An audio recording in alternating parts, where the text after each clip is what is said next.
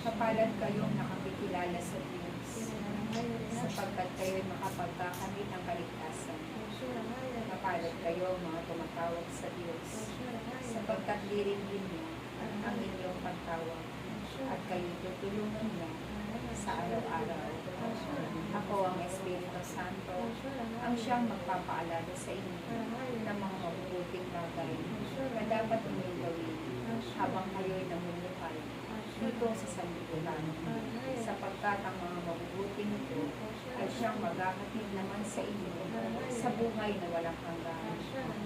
Ang bawat isa na sumusunod sa kalooban ng Diyos, naway taglayin ninyo ang pag-uloy upang kayo'y maging magtagumpay, sapagkat ang taong sumusunod ng walang pag-uwi, ito'y hindi gumuuhan sa kanyang kalooban.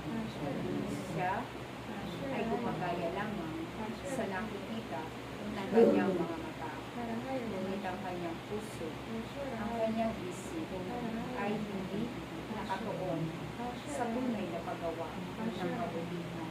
Kaya aking mga anak, matuto kayong gumawa at sumunod ng buong pag-ibig, ng buong katapatan, at ng buong kababaan loob, sapagkat ang lahat ng inyong ginagawa ay may kalakip na gantimpala at paghatol ng Diyos pagdating ng panahon na kayong lahat ay kanyang gaway sa pagdating ng Diyos.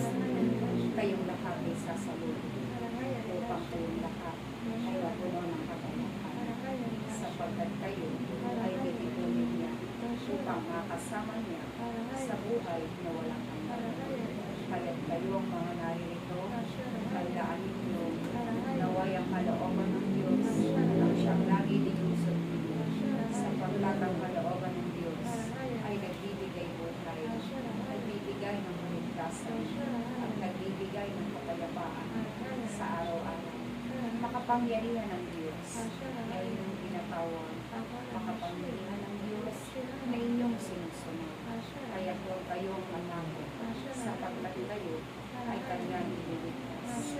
Kaya nawa, kayo'y patuloy na humingi ng kapuspusan upang nang sa ganon ang inyong paglilingkod at ang inyong pagsunod ay langit at init upang magawa ninyo at magampanan ninyo anuman ang tungkulin ninyo sa kawan na binuo ng Diyos para ipagkaloob sa